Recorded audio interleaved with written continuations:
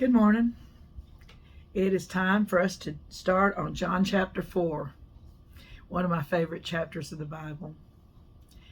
I don't know why it is. Maybe it's just the one-on-one dealing that Jesus does with a woman. I just like it. But it's also very encouraging. So let's start right there in verse 1.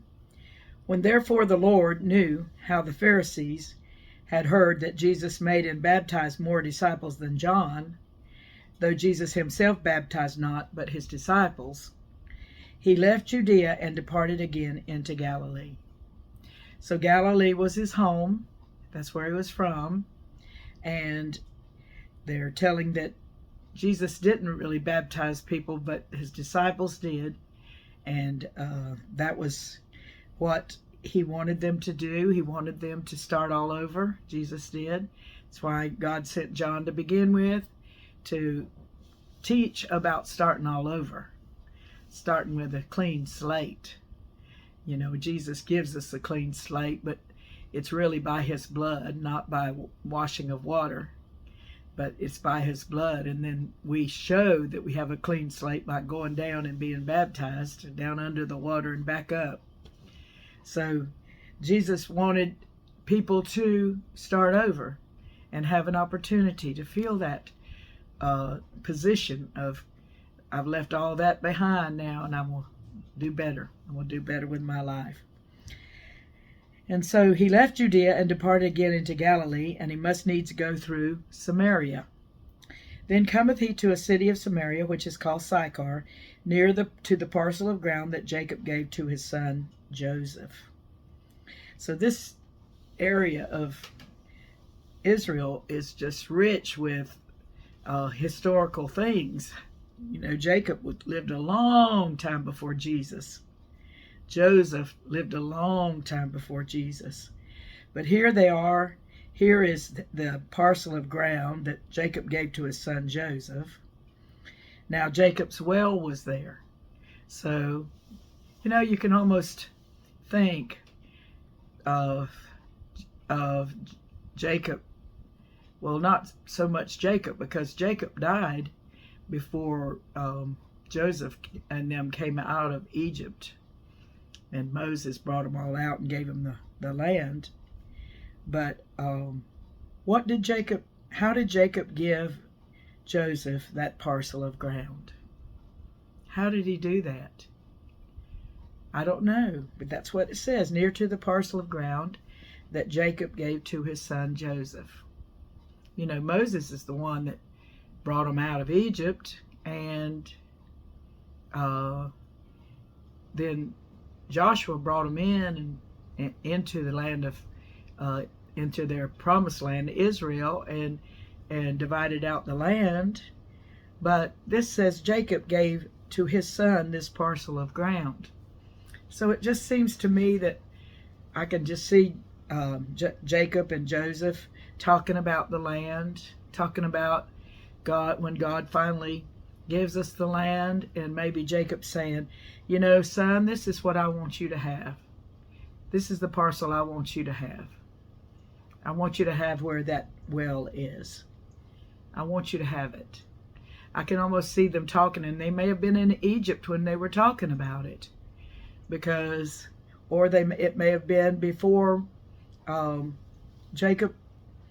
before Joseph was taken off into Egypt, maybe when he was that favorite son, and they were just sitting and talking, and Joseph and Jacob both knew that God had given them the land. They knew, and so maybe Jacob said, when we get the land, this is what I want you to have. This is where I want you to have your portion. So I don't know how that worked, but it was that place. And it says, now Jacob's well was there. Jesus, therefore, being wearied with his journey, sat thus on the well. So, long time after Jacob sat on that well, or was there at that well, here's Jesus sitting there. Isn't that something? And he was being wearied with his journey, sat thus on the well, and it was about the 6th hour.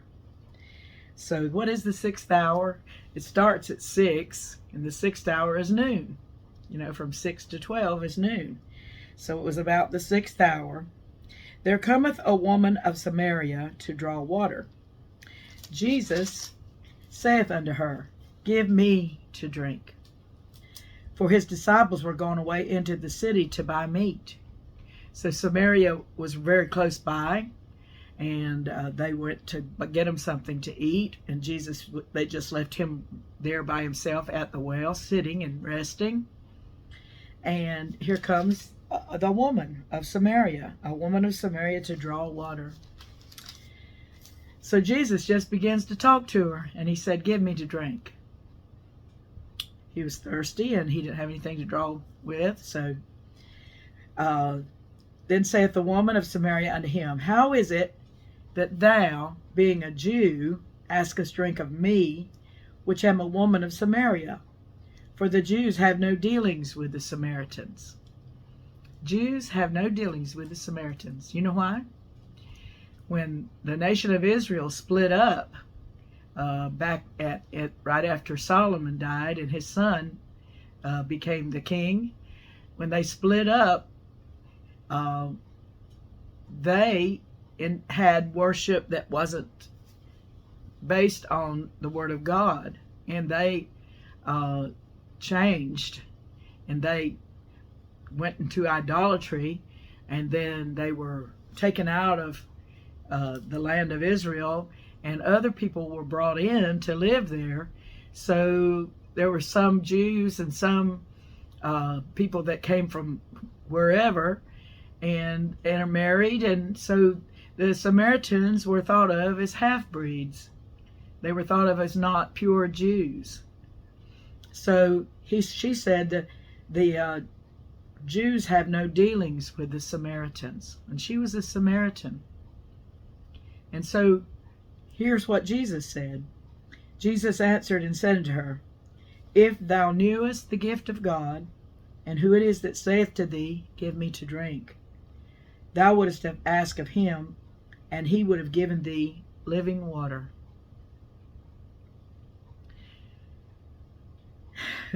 The gift of God. Who is? What is? Who is the gift of God? Jesus is.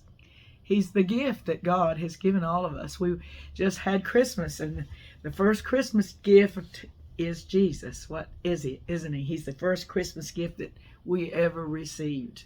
The human race got that wonderful Christmas gift. If thou knewest the gift of God, and who it is that saith to thee, Give me to drink. Who was it? It's the Son of God asking her for something to drink. He said, Thou wouldest have asked of him, and he would have given thee living water. Jesus had something wonderful to offer. He still does. He's offering you living water today. I'll take some, Lord. Can I have some this morning? I need it. Can I have some of your living water? The woman saith unto him, Sir, thou hast nothing to draw with, and the well is deep. From whence then hast thou that living water? She's asking, where's it coming from? You don't have anything to draw with, and you can't get it out of the well if you don't. Well, where'd you get it? Where'd you get this living water? Art thou greater than our father Jacob, which gave us the well, and drank thereof himself, and his children, and his cattle? So that well was a very famous well, wasn't it? The children of Israel knew about that well, and they knew that his children drank of it, and his cattle drank of it, and he drank of it himself. So that must have been a favorite spot for Jacob. He promised it to his son, Joseph. He said, when we get this land, son, this is what's going to be yours. You're going to have this well.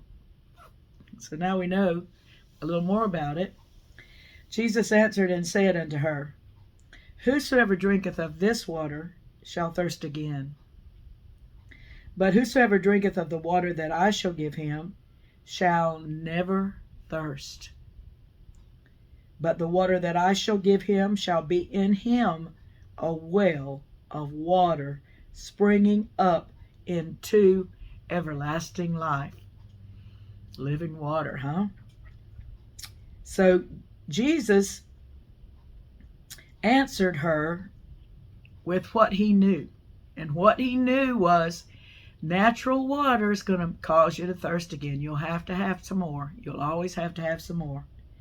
But if you drink of the water that I shall give him, if anybody drinks of the water that I shall give him, they shall never thirst. But the water that I shall give him shall be in him a well of water, springing up into everlasting life. So Jesus wanted to give us something that wasn't just a natural fix. You know, when you get thirsty, you drink some water. It's a natural fix. It fixes your flesh, helps you not to be thirsty anymore.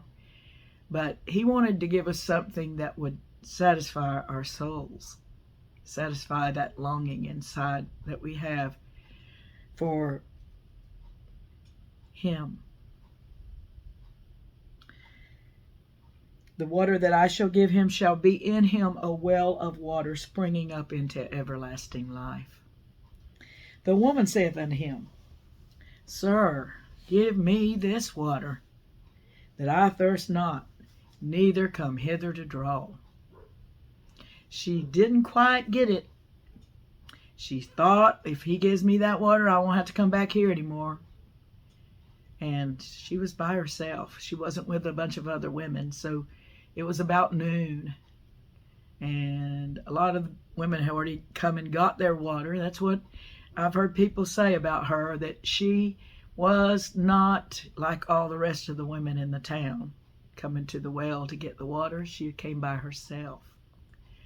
So they probably weren't her friends.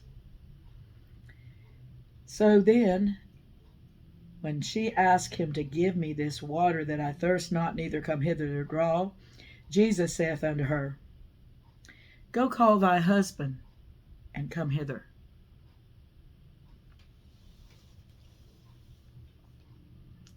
I can see her looking at him, just like I'm looking at you. And maybe swallowing. The woman answered and said, I have no husband. Jesus said unto her, Thou hast well said, I have no husband, for thou hast had 5 husbands, and he whom thou now hast is not thy husband. In that saidst thou truly.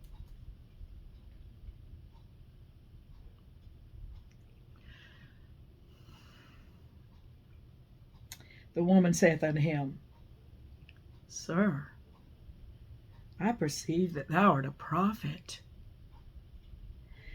Our fathers worshipped in this mountain, and ye say that in Jerusalem is the place where men ought to worship. So she wanted to see how much of a prophet he was, maybe. Maybe she wanted to change the subject. Maybe she did. Maybe she wanted to see if her being a Samaritan could make a difference in the way he was talking to her. Jesus saith unto her, Woman, believe me, the hour cometh when ye shall neither in this mountain nor yet at Jerusalem worship the Father. Ye worship ye know not what. We know what we worship, for salvation is of the Jews. But the hour cometh, and now is, when the true worshipers shall worship the Father in spirit and in truth. For the Father seeketh such to worship him. God is a spirit, and they that worship him must worship him in spirit and in truth. The woman saith unto him, I know that Messiah cometh, which is called Christ. When he is come, he will tell us all things. Jesus saith unto her, I that speak unto thee am he. I that speak unto thee am he. Ooh.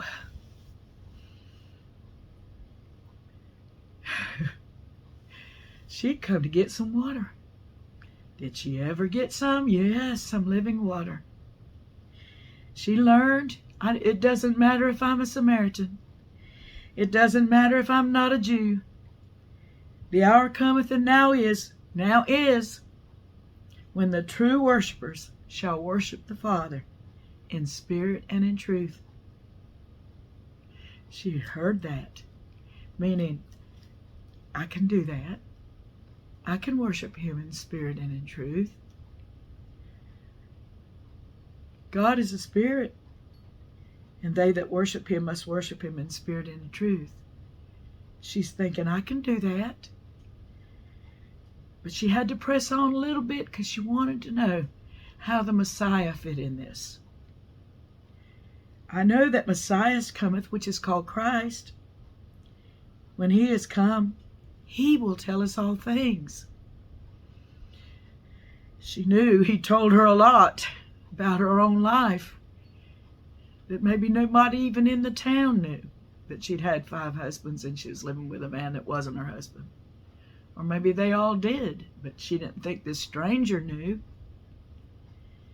Jesus saith unto her, I that speak unto thee am he.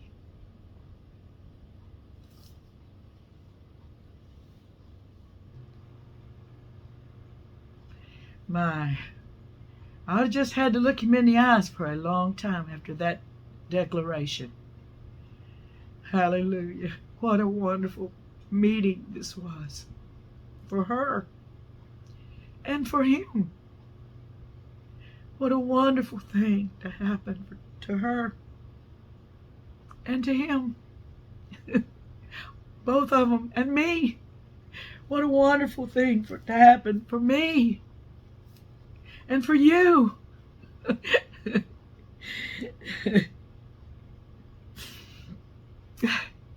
And upon this came his disciples and marveled that he talked with the woman.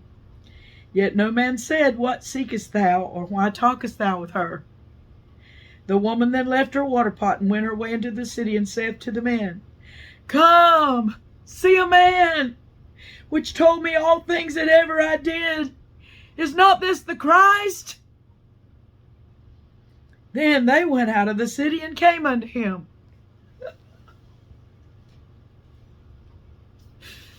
Oh, I love it. Don't y'all love this? Wonderful. It's wonderful. The things that she hated anybody to find out, he already knew. He already knew, and he'd already accepted her. He'd already offered her living water. He knew all about her, and he wanted to let her know, I know all about you. I don't want you to worry about being a Samaritan. I don't want you to worry about all that. Oh, yeah, he wanted her to do better. He wanted her to do right, but he wanted to give her some living water so she could. So she would. How wonderful. I can't do this justice, but I believe that your heart's going to fill in the blanks. See you tomorrow.